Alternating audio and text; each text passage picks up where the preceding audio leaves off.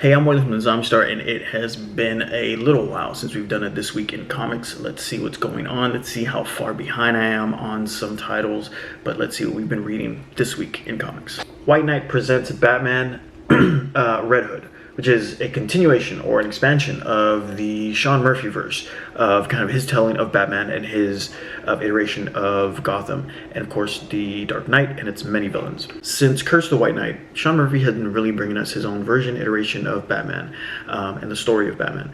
Although this separates itself from anything else that we're used to in DC, not just artistically, but in the way the story is being told, as sometimes some timelines have been changed, some events have been changed, and kind of the handling of some of Batman's villains are a little bit different that really do make it its own kind of story. Red Hood focuses on Jason Todd's time as Robin and the impact kind of left with his time alongside Batman, and of course the impact that was left behind after his many encounters with the Joker. Through the many iterations of the Red Hood, we've seen Jason Todd strongly deviate from Batman's code of being a vigilante, taking a more vengeful, more violent approach to justice, but more vengeance. And this is done really well in Jason Fab's Three Jokers, where you see Jason Todd kind of descend into madness as he is needing this sense of vengeance against the Joker.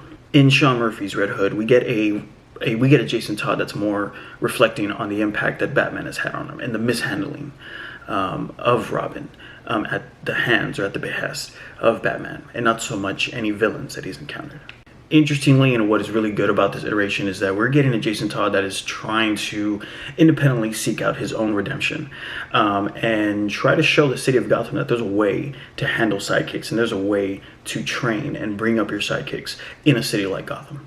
The White Knight universe has always been presented in this 1940s style noir art look, and it just really works well for the title and its characters and its many different environments of Gotham, as this is really a Sean Murphy verse, as I kind of call, but is a lot of fun to read and is a must read for any fan of the multiple characters that the White Knight Presents universe covers, from Batman to Harley Quinn and now to the Red Hood. And I even think it's expanded to more characters, but I need to look for it as I'm trying to collect this entire universe and every single paperback. But we did just start reading Batman White Knight Presents the Red Hood, and this has just been an awesome extension of the Murphyverse that is White Knight Presents.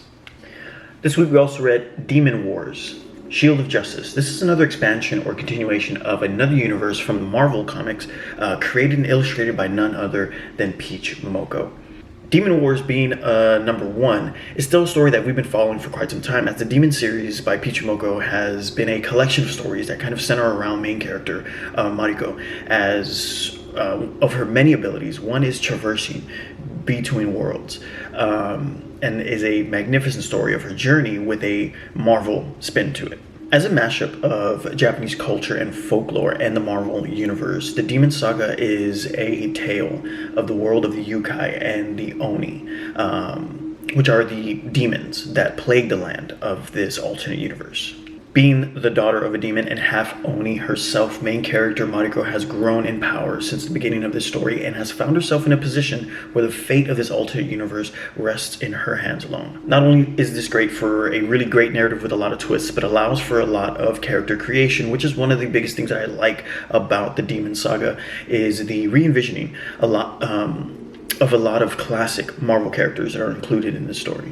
In Demon Wars Shield of Justice, we get a kind of re-envisioning of classic Captain America, which is just one example of how Peach Momoko is bringing these two universes together to create something really unique from Marvel Comics that I've never really seen before. We get an iteration of the Black Panther. We've seen iterations of like Carnage and Venom with that Japanese folklore style to it, which just makes it just a very unique book and a really awesome read for any kind of Marvel fan. If you follow This Week in Comics, you know that Peach Momoko is probably one of my favorite artists, and for the Demon Saga is just a really great way to do something new with the Marvel universe and that anime mashup, that Japanese style and Japanese culture that's incorporated into the Marvel universe really makes it something special to read, and I could not stop recommending it. This is the continuation. This is Demon War, Shield of Justice, our only cover, and can't wait to see where this is going to go from here.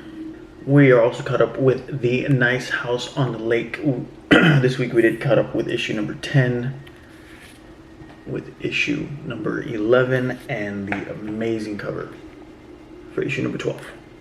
Since the beginning, The Nice House on the Lake has really been a mind-bending, head-scratcher, unpredictable drama from the mind of James Tynion, which is not surprising since he's also the writer of things like The Department of Truth. The Nice House on the Lake sets itself apart as an intimate look of an array of characters as they are unraveling the mysteries of a catastrophic apocalyptic event and the many mysteries of the surroundings that they find themselves in. Even though I classify this as a sci-fi horror, it definitely is a slow drip of a narrative and relies more on intense character exchange and dialogue in place of gore scenes, monsters, or any high-intense action sequences. As the cover for issue 12 suggests, the story is full of twists and turns. Every time I speak about The Nice House on the Lake, I am deliberately vague, as it is so easy to spoil. For those of you who have read it, you know what I'm talking about. If you haven't read it, this is really a hard recommendation. The artwork is just another great aspect of The Nice House on the Lake, as it is deliberately dark and distorted. And while it does focus on an array of characters, the artwork is really good at giving the reader a sense of deprivation, isolation, uncertainty, and of course dread with each panel. This title is so full of twists and turns. Issue 12 appears that it is bringing a arc to an end, but leaves you with that sense that there's probably more to come. This is just a great book and really never stops pulling at that mystery and suspense. Nice House on the Lake, issue number 12, probably my favorite cover. Hope this is not over. And that'll be it for this week in comics. These are some of the titles that we have been reading this week. Let me know what you guys are reading this week, or if you guys are reading any of these, let me know what you think of them. Thank you guys for watching. I'm William from the Zombie Star. See you guys next time.